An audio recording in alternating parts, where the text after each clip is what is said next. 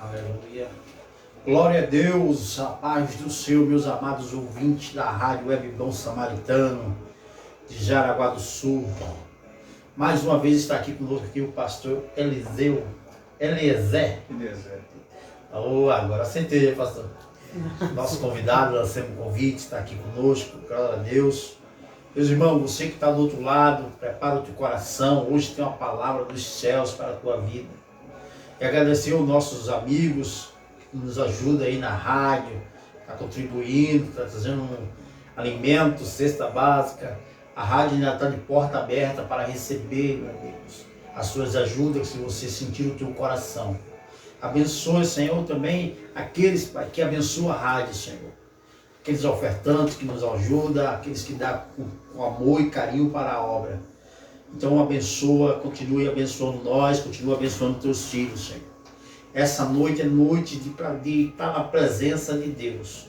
Hoje nós lançamos um convite para o pastor está aqui conosco, para levar uma palavra dos céus para a tua vida. Um abraço também para a nossa amiga lá da casa Chico Bento. Que Deus abençoe a nossa amada irmã ali. E vem te vestir com o nosso amado irmão. Deus abençoe vocês que estão nos ajudando aí, dando força na oração e aquilo que a rádio está precisando. Deus abençoe. Hoje vamos ser rapidinho, vamos entregar o pastor para Deus entregar a palavra completa hoje, pastor. Hoje o tempo vai ser inimigo nosso, mas deixa o Espírito Santo te usar, pastor. Amém. Bom, eu cumprimento então a todos os ouvintes da Rádio Bom Samaritano, com a doce e maravilhosa paz de nosso Senhor e Salvador Jesus Cristo. Amém. Estou muito satisfeito em estar mais uma vez aqui com os irmãos, pela segunda vez, recebendo o convite do irmão José. E gostaria de, nessa noite, meditar numa palavra, juntamente com os irmãos, que está registrada lá no Antigo Testamento, em Números. Lá em Números, no capítulo 11. Você pode acompanhar a leitura em Números, no capítulo 11. Vamos ler alguns versículos, que diz o seguinte. E aconteceu que, queixando-se o povo, era mal aos ouvidos do Senhor, porque o Senhor ouviu, e a sua ira se acendeu, e o fogo do Senhor ardeu entre eles, e consumiu os que estavam na última parte do arraial. Então o povo clamou a Moisés, e Moisés orou ao Senhor, e o fogo se apagou. Pelo que chamou aquele lugar Taberá, porquanto o fogo do Senhor se acendera entre eles. E o vulgo que estava no meio deles veio ter grande desejo, pelo que os filhos de Israel tornaram a chorar, e disseram: quem nos dará carne a comer? Lembrando-nos dos peixes no Egito, comíamos de graça, e dos pepinos, e dos melões, e dos poros, e das cebolas, e dos alhos. Mas agora a nossa alma se seca, coisa nenhuma há senão este maná diante dos nossos olhos. E era o maná como semente de coentro, e a sua cor como a cor do bdelho. Espalhava-se o povo e o colhia, e em moinhos o moía. Ou num grau o pisava, e em panelas o cozia. E dele fazia bolos, e o seu sabor era como o sabor de azeite fresco. Até aqui essa leitura, irmãos.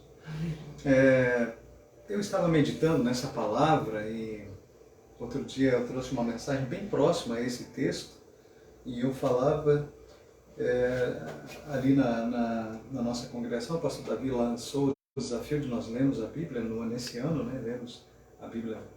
E aí nós estamos passando aí pelo Antigo Testamento, foi uma leitura recente, e nós olhamos para o livro do Antigo Testamento e nós vemos que o Pentateuco foi escrito por Moisés, E o Números aqui é o último livro, desde dos 5 livros escritos por Moisés, e ele vai retomando alguns pontos do Êxodo, vai retomando alguns pontos e algumas lições espirituais que estão registradas, vai retomar alguma questão de legislação, porque é um povo que está se constituindo enquanto nação, enquanto tendo uma identidade, e eles começam a enfrentar muitos perigos e dificuldades no deserto, os perigos internos, perigos externos que vêm afrontando o povo de Deus, dificuldades do deserto, E até a própria idolatria que o povo começa a se deparar, né? A falta de fé, em alguns momentos nós vemos que o povo oscila, né? Entre vitórias e derrotas, eles ficam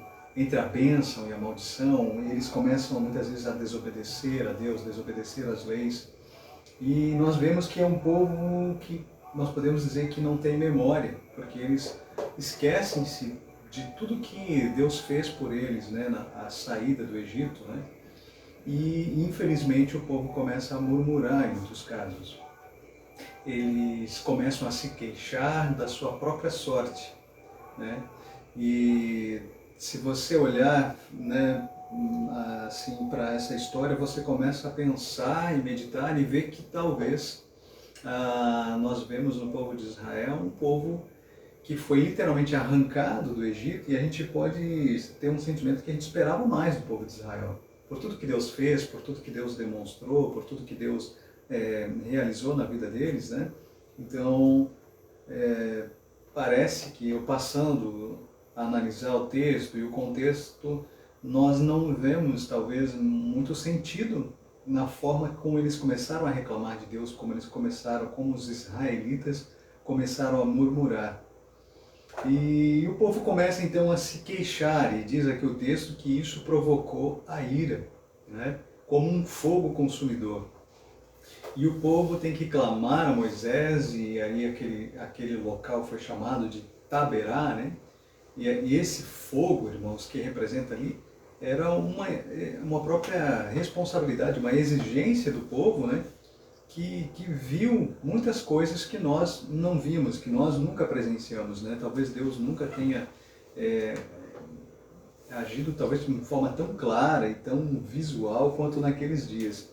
E por isso se esperava muito mais desse povo, né? Nós vemos aqui um problema ali no capítulo 11, no versículo 4, né?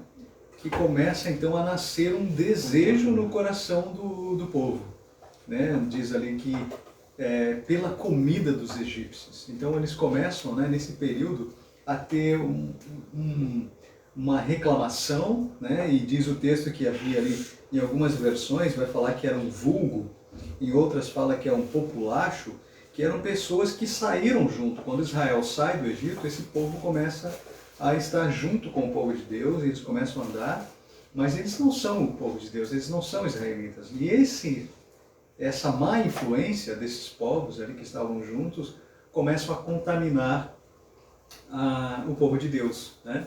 Diz ali o texto que eles começaram a reclamar, né? Começaram a lembrar dos alimentos, lembrar do que eles comiam lá no Egito, né? Parece assim que o choro de Israel representa, né? Como assim, e agora, né? Quem é que vai nos alimentar? Como é que nós vamos comer no deserto e tal? E eles começam, é uma birra quase, né? Se a gente parar para pensar, parece uma relação até quase que infantil de Israel. Eles começam a murmurar contra o Deus que acabou de livrar, que acabou de fazer maravilhas, que acabou de realizar milagres, sinais, prodígios, e eles começam a reclamar a Deus. Eles se deixam levar por aquelas conversas, né? Da saudade do alimento, né? Que eles começam a relembrar o que eles provaram, os sabores que eles provaram. Como é que a pessoa tem o prazer de ter saudade de comer alho e cebola, né, pastor? Parece curioso, né? Mas enfim, né? Ao invés de eles se apegarem com a promessa, eles começam a se preocupar com o que vai acontecer no deserto. E agora? A gente dá a entender que eles estão dizendo assim, poxa, e agora? O que vai ser de nós? E essa culinária ali, né? Que apresenta, né? Eu brinco assim, é uma culinária do Egito. E começa a enumerar, eles lembraram-se dos peixes. E olha só, ele diz que a gente comia de graça. Mas olha, onde que está de graça? Porque eles estavam lá no Egito, eram escravos. Trabalhavam para comer, né? Trabalhavam muito.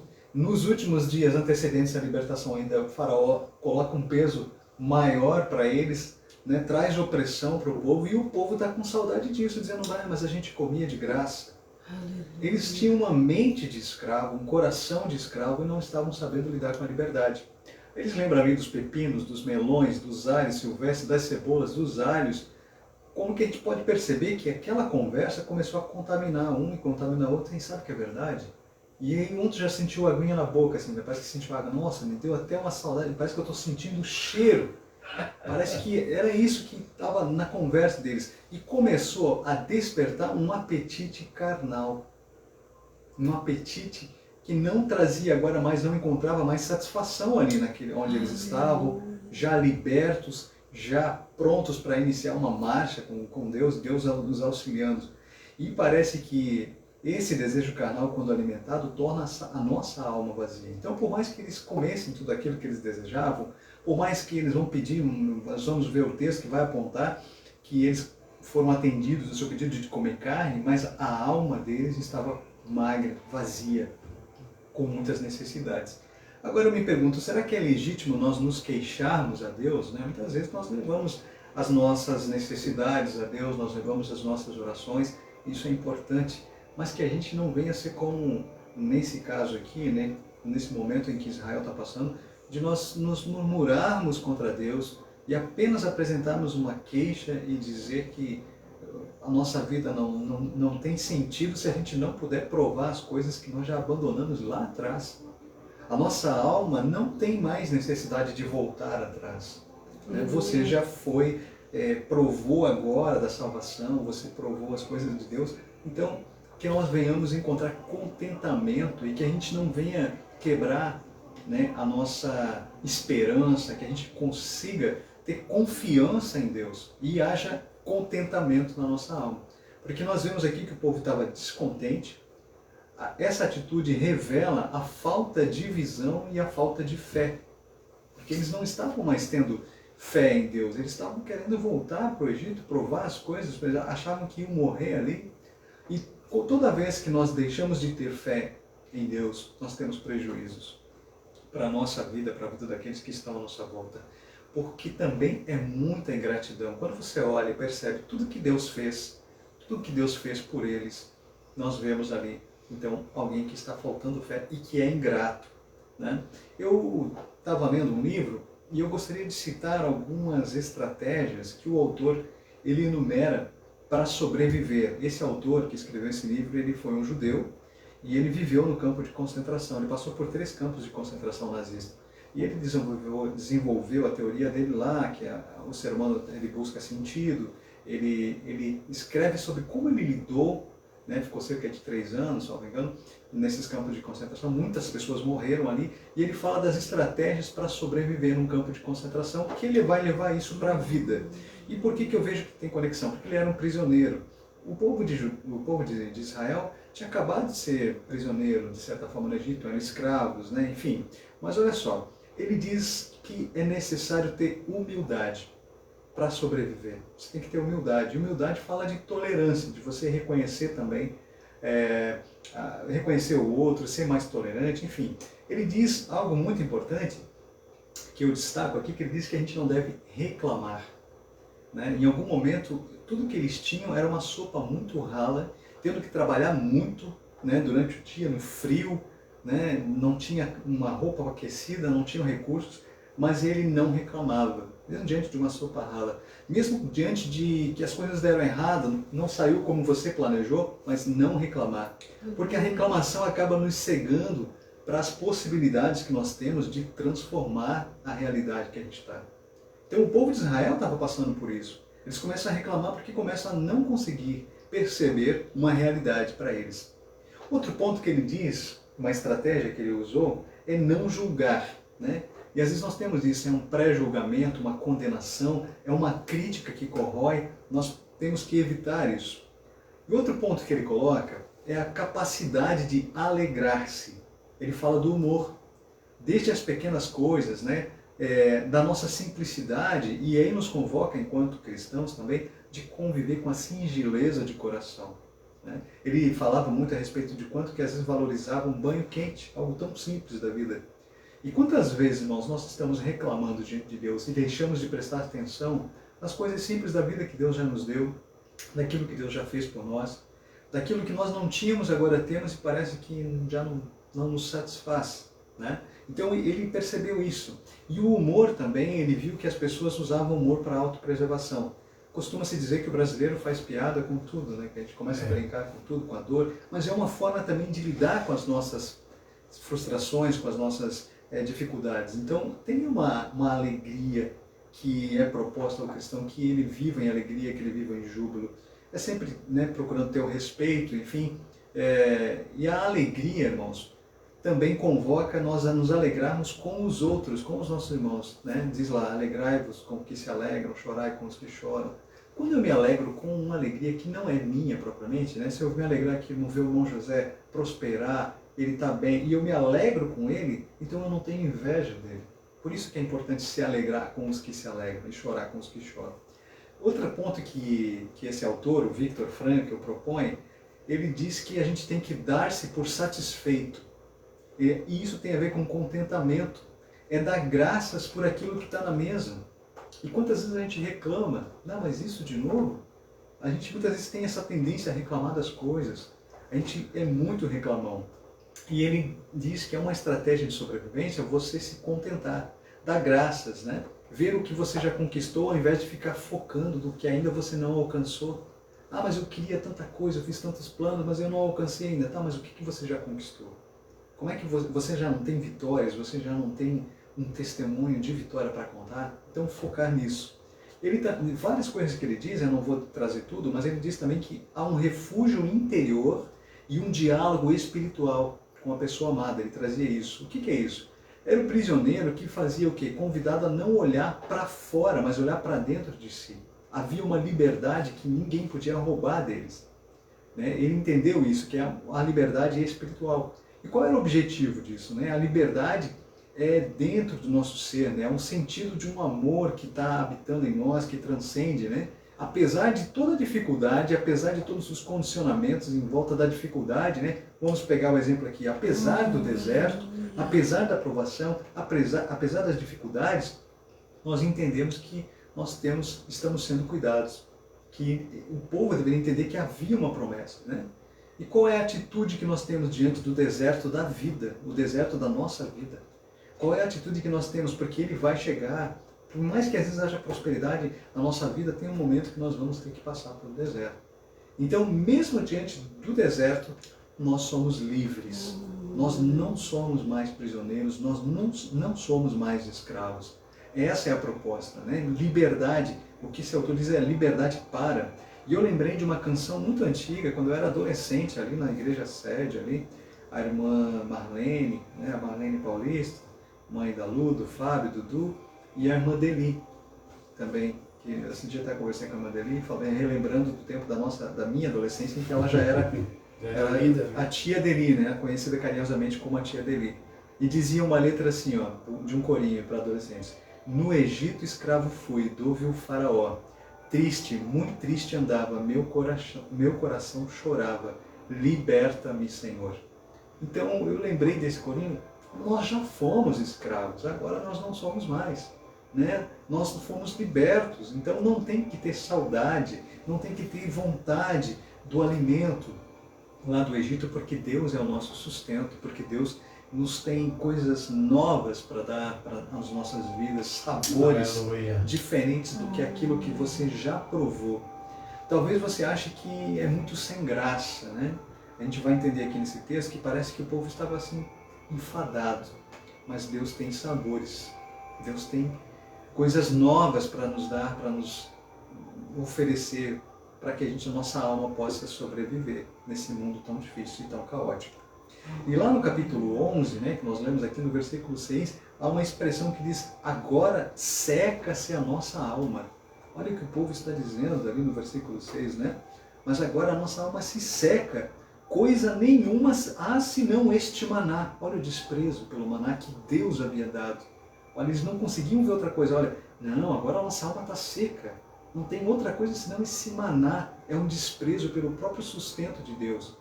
Diz aqui o texto que o maná era como uma semente. Maná, na expressão original, diz assim, tem um entendimento que é: o que é isso? O que é isso? Né? O que é isso? Porque era algo estranho, era algo que as pessoas não conheciam, mas o povo começou a se alimentar daquilo. E eu lembrei que quando Jesus esteve aqui, as pessoas também perguntaram: quem é esse? Né? Quem é esse? ó, que até o vento e o mar lhe obedecem, mas quem é esse? Quem é esse? E talvez essa pergunta vai direto ao seu coração. Talvez você pergunte, mas do que ele está falando? Quem é esse Jesus? E eu digo para você que Jesus é o pão vivo que desceu do céu. Assim como o maná descia do céu, Jesus é esse pão vivo, que alimenta a nossa alma, que vem de encontro às tuas necessidades. Ele quer ser o teu alimento. Ele é o pão vivo. E diz o texto, irmãos, o título, né, que eu escolhi aqui sobre essa reunião é que maná no deserto dá trabalho. Eu vejo que Deus trabalha de uma forma muito singular, né? Diz que o povo se espalhava ali para colher, né? Eles estavam todos juntos e colhiam o maná. Ou seja, Deus não dava pão, Deus estava dando semente, né? Então a nossa parte nós também temos que fazer, é isso que eu aprendo aqui, né? Diz que havia um grau, parece que eles pisavam, eles tinham que fazer um cozido ali na panela para fazer bolo amassado. Amassar bolo também dá um trabalho.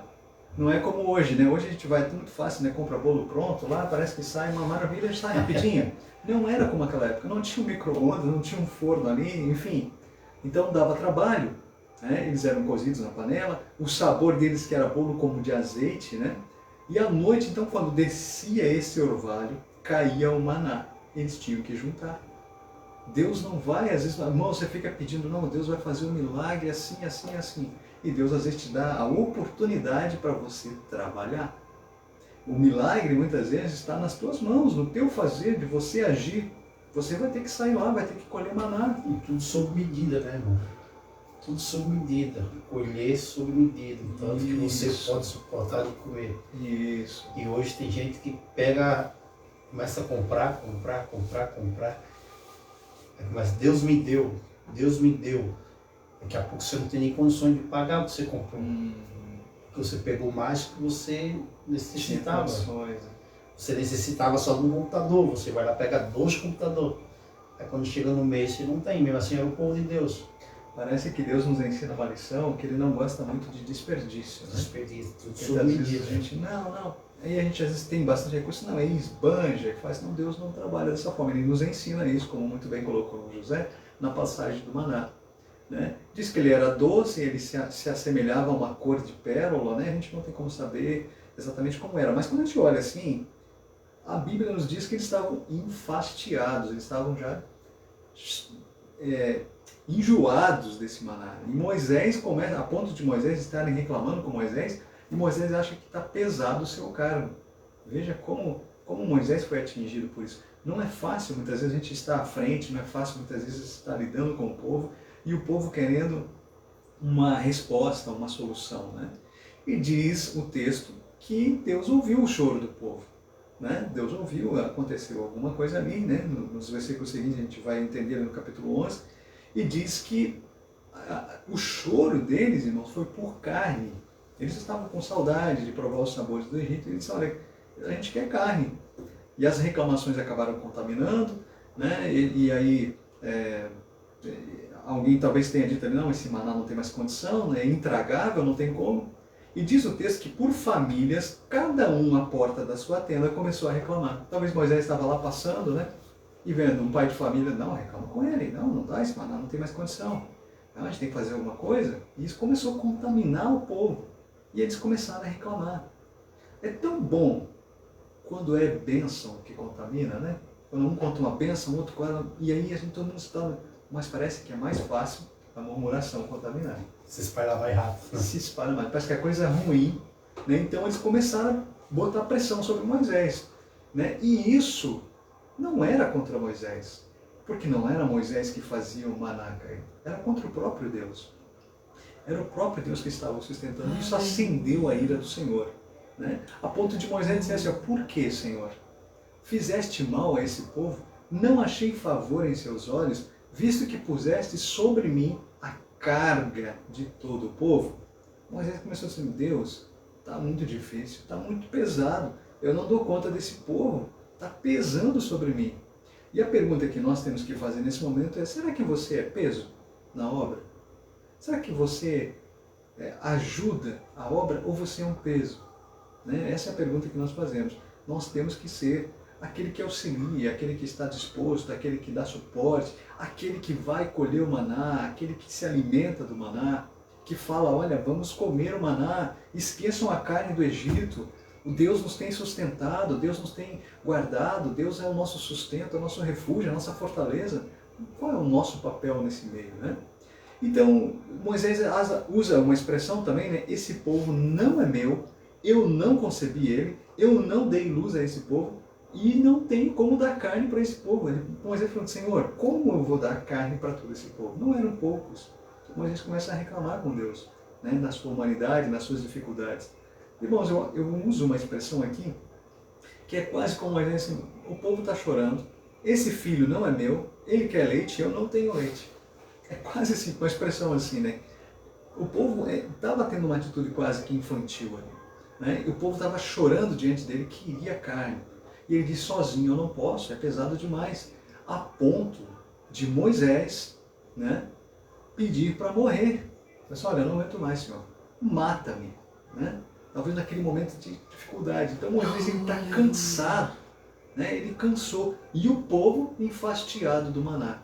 Irmãos, será que em algum momento, apesar de nós olharmos para o texto e nós dissermos e ficarmos indignados com Israel, e olhar assim, não é possível, eles estão fazendo isso, será que eu e você muitas vezes não estamos agindo igual? Nós estamos enfastiados. E aí nós dizemos, não, esse não serve, aquela palavra foi fria, isso ali não está certo, isso aqui não está correto. Quantas vezes talvez nós tenhamos a mesma atitude? Né? Então fica essa reflexão. Né? Isso explica muita coisa. As dificuldades do povo, a dificuldade da saúde do povo muitas vezes está nisso. Se nós estamos enfastiados, se nós não queremos mais o maná, o que esperar? A coisa vai ficar feia. Porque nós precisamos do maná. O maná é o nosso sustento.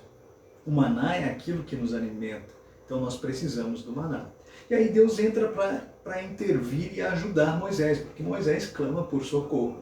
Senhor, eu não consigo mais. E aí Deus vai aliviar a carga de Moisés. Ele traz 70 homens, os anciões, 70 auxiliares. E do espírito que está em Moisés, ele coloca sobre esses 70, para dar uma ajuda para Moisés, para ele levar a carga do povo. Aprendemos aqui também que quem está à frente tem que ter 70 muitas vezes. Talvez não é 70, talvez é 3, talvez é 15, talvez é mais do que 70, mas ninguém consegue tocar a obra sozinho. Ninguém. Todo mundo precisa de ajuda, todo mundo precisa de auxílio. E Deus vai capacitando, Deus vai dando do seu espírito, Ele vai dando força, Ele vai motivando, e assim a obra de Deus vai prosperando. Aleluia. E aí é uma convocação, irmãos, muito interessante, que Deus manda convocar o povo. E Ele faz um anúncio, não podem ficar tranquilos, vocês vão comer carne. É carne que vocês querem, então é carne que vocês vão ter. Deus manda eles santificar. Vão lá, se santifiquem, porque amanhã vocês vão comer carne. Parece assim, se você passar o olho rapidamente pelo texto, se você não olhar o que antecede e o que vem depois, você diz, meu, como Deus é bom, Ele está aqui sustentando o seu povo com carne. Mas isso não condiz com a realidade. Né? E aí ele diz, olha, vocês choraste, né? E pediram, quem nos dará carne a comer? Eles diziam assim, nós íamos bem no Egito. Olha como eles estavam bem no Egito, servindo a Faraó. Olha a ingratidão, olha a loucura que eles estão falando diante de Deus, colocando que eles estavam bem no Egito. Aí Deus fala assim, vocês não vão comer um dia. Não, vocês não vão comer um dia. Não, vocês não vão comer nem 2 dias. Não, vocês não comerão nem 5, nem 10, nem 20, mas vocês vão comer o mês inteiro de carne. Parece que Deus aqui está dizendo quase que uma ironia, parece que Deus está fazendo uma ironia, né? A ponto de ele dizer assim, olha, vocês vão comer carne até sair pelo nariz, né? Porque isso feriu a Deus, isso machucou o coração de Deus, né? De tudo que Deus fez, era o seu povo, eram os escolhidos, estavam dizendo, nós não queremos o teu maná, nós não queremos o teu sustento, nós queremos a carne. E eles choraram e clamaram, pois eles rejeitaram o Senhor. A ponto de dizer, mas por que nós saímos do Egito? Por quê? Irmãos, eles estavam no Egito clamando. Deus, diz o texto sagrado, que Deus ouviu o clamor deles e atendeu o clamor de tantos e tantos anos sobre a opressão, sobre a escravidão, e Deus vem atender e os liberta. E nesse momento eles dizem, por que nós saímos do Egito? Aí Deus diz assim, estaria a mão do Senhor encurtada para não cumprir a sua palavra? Deus está dialogando e falando, e Deus manda a carne, mas ainda diz o texto que estava a carne entre os dentes antes de ser mastigada e acendeu-se a ira do Senhor contra o povo e trouxe uma grande mortandade. Irmãos, toda vez que nós trocamos o maná de Deus pela carne, nós perecemos. Aleluia. Toda vez que nós trocamos as coisas espirituais de Deus pelas coisas carnais, nós perecemos. Muito melhor é nós ficarmos com o maná. Por mais que dê trabalho, por mais que seja dificultoso comer maná no deserto, por mais que seja trabalhoso, por mais que a gente tenha que seguir as orientações de Deus, ainda é melhor ficar com o maná. Porque a carne, nesse sentido aqui, o que eu aprendo é que traz morte, que traz destruição, que traz prejuízo. Então, não se afaste do maná. Coloque à mesa o maná.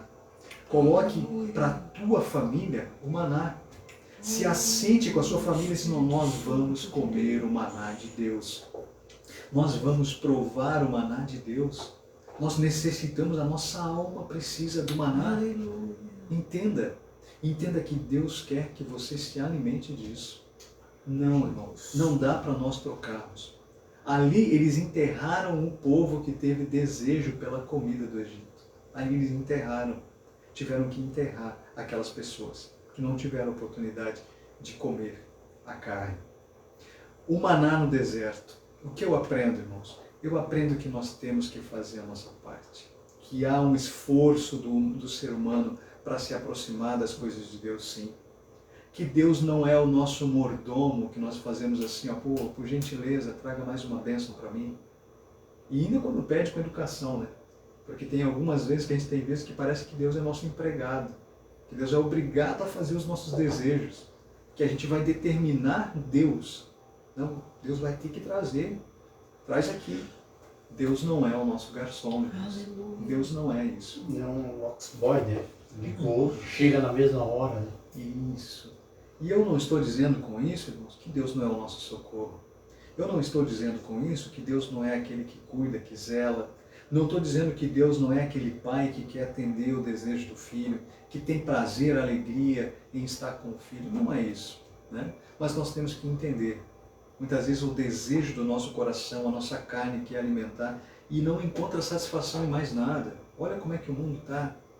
Tem pessoas tirando a vida porque não tem dinheiro. Tem pessoas tirando a vida porque tem muito dinheiro e não sabe como, tem receio de perder o dinheiro. Outros parecem que tem tudo, mas não tem nada. O que é isso? Que valores são esses? Outras pessoas que parecem que têm uma família maravilhosa, você olha, tá tudo, aparentemente está tudo bem, mas por não se alimentar desse maná, por dentro estão feridas, estão doentes, os relacionamentos quebrados, dificuldades para lidar com tantas questões que esse mundo tem enfrentado. Se essa geração se alimentasse desse maná, encontraria satisfação. Aí pode trocar de carro, pode trocar de casa, pode ir para a praia, pode ir para a casa de campo, não vai resolver. Porque isso não é maná. Isso não traz satisfação para a nossa alma. E você para e parece que você começa a invejar a vida de alguém. E o que é isso? Será que não é uma saudade lá do Egito? Será que não está no nosso coração? Mas sabe que era bom? Mas sabe que tinha o alho, o tempero, o cheiro? O que é isso? Você está sentindo saudade? Você não lembra do teu sofrimento? Você não lembra como era a tua vida antes de encontrar a Cristo? Aleluia. Quanta coisa Deus fez na sua vida? Quanta coisa Deus trabalhou na sua vida? Quanta coisa foi restaurada? Quanta coisa que mudou na sua vida? E você está querendo voltar para onde? A transformação em Deus. A transformação está em Cristo Jesus. E Deus te dá força se alimente desse maná para viver. E nós temos, irmãos, que aprender a confiar em Deus. Nosso Deus é o Deus da provisão. Mesmo em meio à dificuldade, mesmo aparentemente as portas estão fechadas, parece que tudo está cerrado, parece que tudo está muito dificultoso, mas o nosso Deus é o Deus da provisão. Nós estamos sendo cuidados por Deus. Confie em Deus, né? Diz uma canção também muito antiga, diz que a vida tem tristeza, dor, mas confie em Deus, né? Confie em Deus, não deixe de confiar em Deus. Você também não precisa ser ganancioso, né? Eu disse aqui sobre satisfação, né? E o irmão José também falou sobre o maná, que era para pegar aquela quantia, né? Alguns momentos ali, o povo não entendeu, e Deus, olha, e na sexta-feira, ali à noite, ali, quando era o sábado, né? Então no sábado não era para eles ir buscar, aí eles poderiam buscar mais maná para não ter que sair no sábado. Mas o que acontecia? Eles foram lá ver se de fato ia cair o maná ou não, sabe? Falando, não vai ter. Ou então guardavam mais para o dia seguinte, no dia que não era para guardar e apodrecia o maná, né? Então a desobediência, né? E muitas vezes a ganância, né? A ganância também revela a nossa falta de fé, irmãos. Quando a gente começa a querer trabalhar muito, a gente começa a agir como aquele homem, né? Olha, eu aumentei os meus celeiros, agora eu tenho bastante e tal, eu estou farto, goza a minha alma. Não estou dizendo que você não deve prosperar nas coisas materiais, que Deus te abençoe, que a tua casa prospere mesmo, mas que a gente tem que aprender a confiar em Deus, né? Para estar contente com aquilo que é necessário, né? Outro dia eu conversava com uma pessoa e ela dizia, acho que provavelmente eu nunca vou ser rico, né? Rico. Mas ela encontrou satisfação, e nós falávamos sobre isso, de você abrir a sua geladeira, assim, poxa, eu não sou rico, mas está aqui o alimento, poxa, está aqui o meu teto, está aqui onde eu posso morar. Se Deus te abençoar para uma casa melhor, irmãos, que Deus te dê habilidade, porque tudo que nós temos vem do Senhor, é uma mordomia, né? Aquilo que nós administramos, aquilo que nós colocamos aos pés do Senhor. Então Deus nos dá sim, e Deus pode nos abençoar, né? Aí a pergunta que fica para nós é, do que nós vamos nos alimentar? Se é do maná ou se é da carne? Será que é os desejos da carne? Será que é aquilo que me afasta de Deus? E a gente sabe muitas vezes aquilo que nos aproxima, aquilo que nos afasta de Deus. A gente deve aprender com o povo de Israel. Quando eu era criança, que eu lia a Bíblia, e eu passava ali pelo Antigo Testamento e via o povo de Deus oscilando muitas vezes entre vitórias e derrotas, e aí Deus levantava um rei, e parecia que ele começava bem, daqui a pouco ele começava a cair de novo, e parece que o povo entendia, vinha um avivamento, eles largavam os ídolos e faziam as coisas corretas, daqui a pouco se perdiam novamente, e eu ficava muito indignado. Falei, mas de novo? Né? De novo? Nossa, esse povo não aprende. Com o tempo, eu comecei a perceber que somos eu e você. Nós somos assim. Muitas vezes nós oscilamos, muitas vezes nós fazemos um propósito, né? Nós traçamos um plano de ser melhor, nesse ano nós vamos fazer as coisas diferentes, e nós muitas vezes não cumprimos. Mas nessa noite, nessa oportunidade, eu quero deixar essa palavra para que você entenda, né, que Deus tem o melhor para nós, que Deus é o nosso sustento, e que por mais que dê trabalho, mas é o maná, não tem para onde correr. O Senhor Jesus, Ele disse que Ele é o pão vivo que desceu do céu. Assim como o maná descia como orvalho, assim também Cristo desceu para alimentar a nossa alma, para nos trazer sustento, para nos guardar, para nos proteger. Então, nesse momento, acho que podemos fazer uma oração. Eu quero orar pela tua família, eu quero orar pela tua vida e pedir que Deus te dê entendimento para guardar essa palavra no seu coração, para guardar esse maná no seu coração. Porque às vezes os vazios que nós temos dentro de nós, eles não são preenchidos com aquilo que nós achamos que será preenchido. Mas não, se eu for promovido, não, se eu conseguir aquele carro não me dá. Não, se eu conseguir, não, esse sonho que eu tenho, esse vai, não, e não vai trazer. Porque há uma satisfação que ela só é preenchida quando nós nos alimentamos desse maná. E se não nos alimentarmos desse maná, a nossa alma assim vai secando e vai morrendo. Senhor, nosso Deus e nosso Pai, nós te agradecemos, Senhor, por esses momentos que estamos aqui na Tua presença. Somos gratos, Senhor, a Ti pelo Teu sacrifício na cruz. Nós sabemos que Tu vieste, Pai, para alimentar a humanidade, Senhor. Para que a humanidade tivesse pão, tivesse esse maná. E que a nossa vida precisa de Ti. Que nós possamos entender qual é o Teu propósito, Senhor, qual é a Tua vontade, Senhor. E que o nosso coração possa ser mais grato por tudo aquilo que o Senhor tem feito na nossa vida. Senhor, que nós não venhamos sentir desejo, vontade de voltar atrás, porque é marchando em frente que nós cumprimos o Teu propósito, Senhor.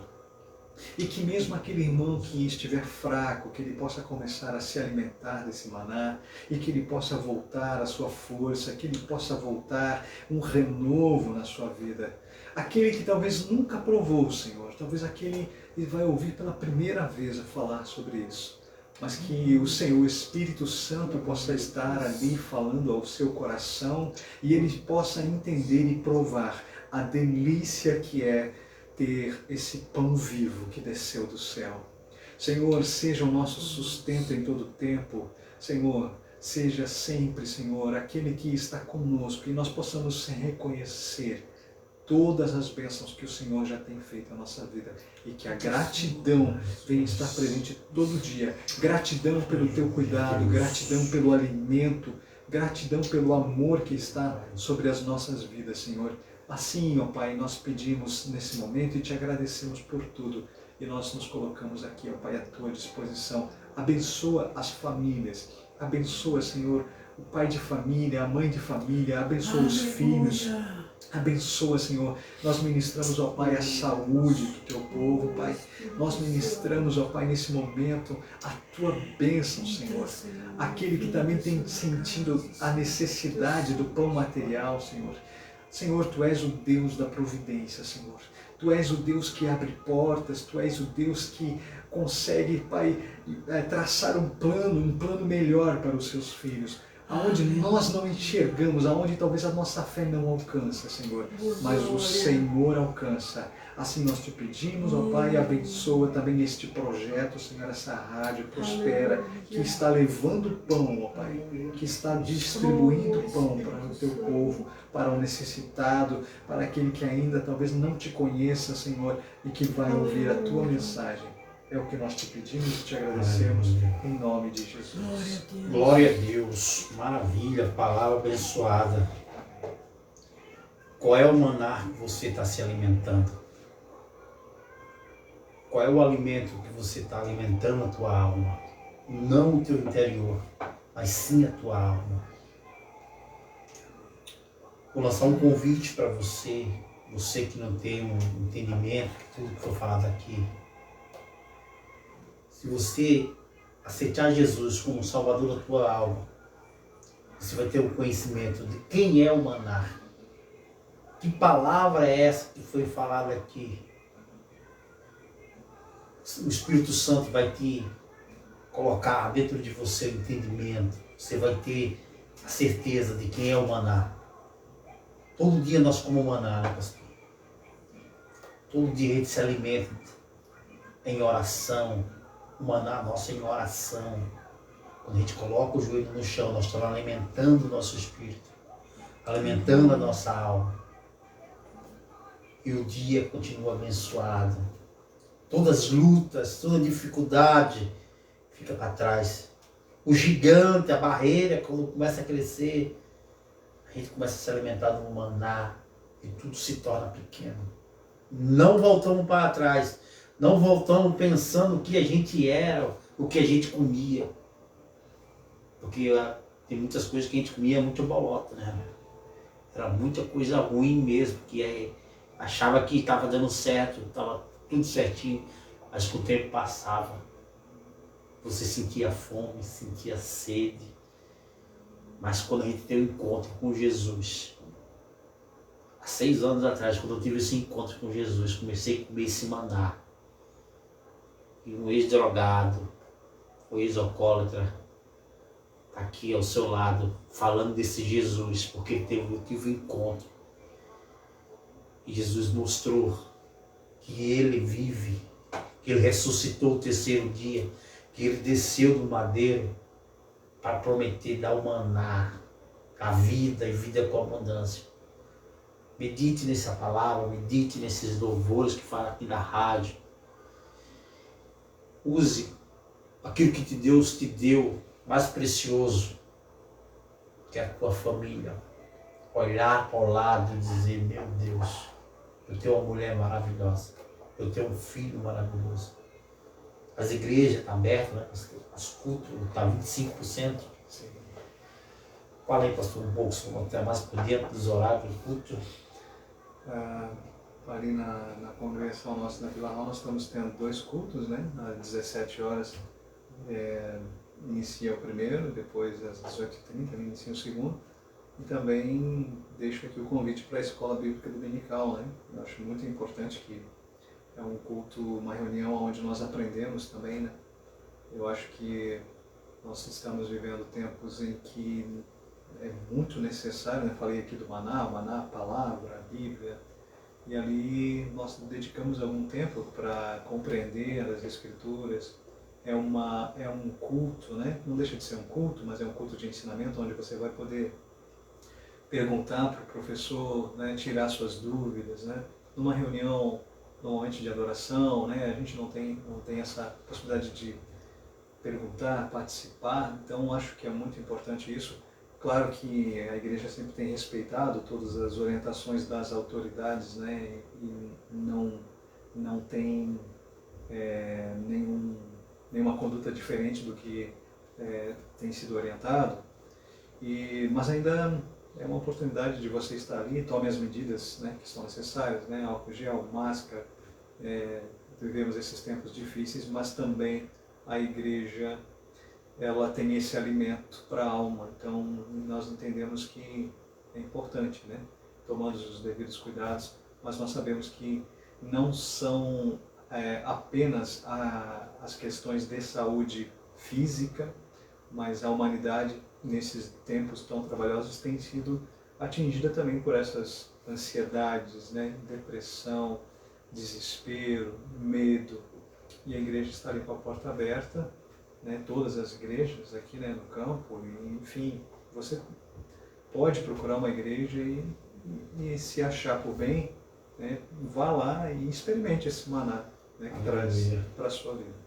Glória a Deus. Você que mora no Hall, aqui, Rio do Sul, é ali, pertinho do Brasão, né? Isso. Conheci o pastor aí, meu Deus, só tem palavra boa naquela igreja, louvor abençoado. E nós somos ali da sede, do centro, de frente ao Sambro ali, perto do Museu da Velha. Você quer nos conhecer, amanhã nós estaremos lá, às 19h30. E aos domingos, Escola Bíblica Dominical também, às 9 horas. E ao culto às 15, às 16. Não, 17. 17 e às 19. 19. Então, quer conhecer nós estamos ali. Nós somos diáconos daquela igreja, graças à glória de Deus. Estamos ali ajudando os pastores, auxilianos e fazendo a obra de Deus. Então, que Deus abençoe você, meu amigo, minha amada. Só para registrar, na terça-feira temos o culto de oração também, às 19 horas. Ali, né? Família forte, né? E na quinta-feira também tem o culto ali também, se você quiser estar presente, 19, 19h30 também. O culto da vitória, graças a Deus. Temos amados, que Deus abençoe. Quarto sábado, às 15 horas. Programa das mulheres aí, tão firme, forte aí. Então, que Deus abençoe, uma boa noite abençoada na presença de Deus. E fique com a paz do Senhor.